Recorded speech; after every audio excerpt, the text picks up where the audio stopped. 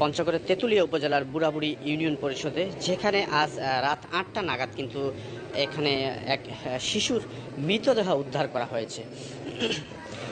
আমরা পারিবারিকভাবে বা স্থানীয়দের মাধ্যমে যতটুকু জানতে পেরেছি, এই শিশুটি ইউনিয়ন পরিষদের যে একটা পরিত্যক্ত ভবন রয়েছে, এই পরিত্যক্ত ভবনের ছোট একটি পরিত্যক্ত বাথরুমে কিন্তু একেবারে গলায় পরনের শার্ট পেঁচানো, একেবারে পেঁচানো অবস্থায় সেই মৃতদেহটি কিন্তু পড়ে থাকতে দেখে স্থানীয়রা।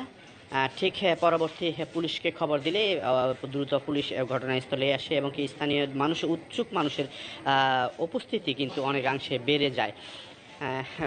এখানে আশ্চর্যজনক বিষয় হচ্ছে যে 6 বছরের একটি শিশু খেলার ছলে কে বা কারা এমন নৃশংস একটি হত্যাকাণ্ড ঘটিয়ে শিশুটির মৃতদেহ এই যে পরিত্যক্ত যে ভবনটি দেখছেন আপনারা, এই পরিত্যক্ত ভবনের একটি বাথরুমে ফেলে রেখেছে। এতই নিষ্ঠুর, মানুষের মধ্যে এত নিষ্ঠুরতা কাজ করছে, আসলে এগুলো দেখেই ভাবতে অবাক লাগে। আমরা এই শিশু